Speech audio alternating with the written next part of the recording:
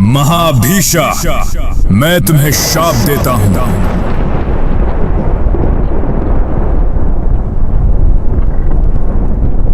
तुम मनुष्य के रूप में जन्म लोगे।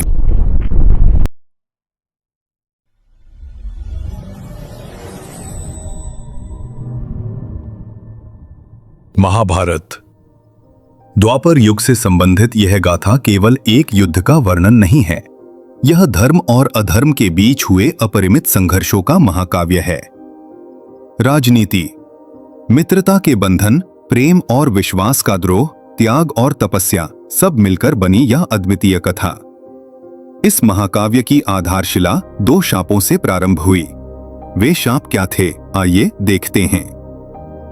इक्ष्वाकु वंश से संबंधित एक महाराजा अनेकों अश्वमेध और राजसूय यज्ञों के माध्यम से समस्त पृथ्वी को एकीकृत करने वाला महाभीष।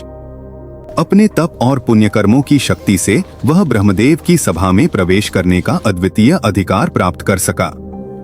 ब्रह्मलोक, एक ऐसा पवित्र स्थान जहां देवताओं और कुछ सिद्ध पुरुषों को ही प्रवेश की अनुमति है। उसी दिव्य लोक में पहुंचे महाभीष के साथ एक महिमामयी कथा का आरंभ हुआ।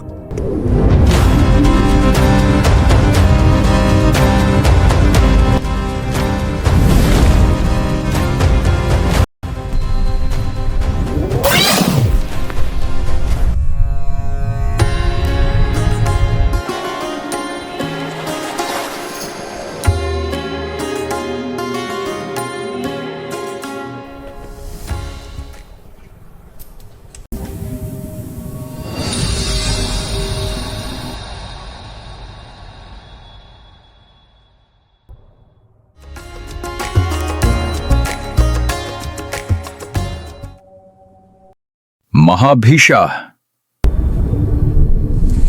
महाभीषा, तुम अपनी राजसभा में नहीं हो, तुम मेरी सभा में हो।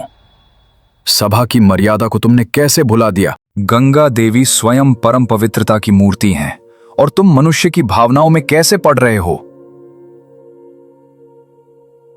महाभीषा, मैं तुम्हें शाप देता हूं। एक स्त्री को देखकर क्या तुम मोह में पड़ गए? वही गंगा देवी भूलोक में तुम्हारे हृदय को टुकड़ों में तोड़कर सदा सदा के लिए तुम्हें छोड़कर चली जाएंगी।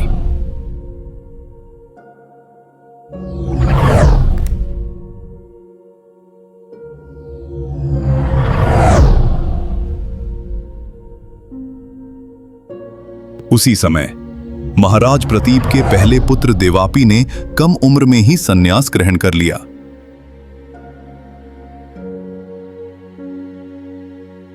दूसरे पुत्र बालिका अपने मामा के साथ रहने के लिए राज्य छोड़कर चले गए।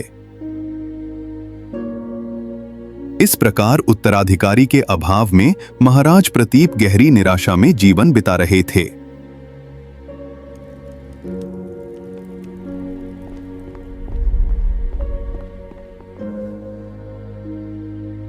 इसी बीच एक दिन महाराज प्रतीप की महारानी के गर्भ में महाभीष का दिव्य तेज प्रविष्ट हुआ।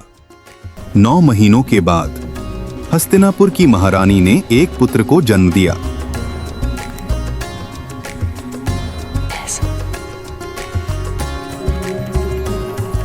महाराज ने हर्षोल्लास के साथ अपने पुत्र को प्रजाजनों को दिखाया और उसका नाम शंतनु रखा।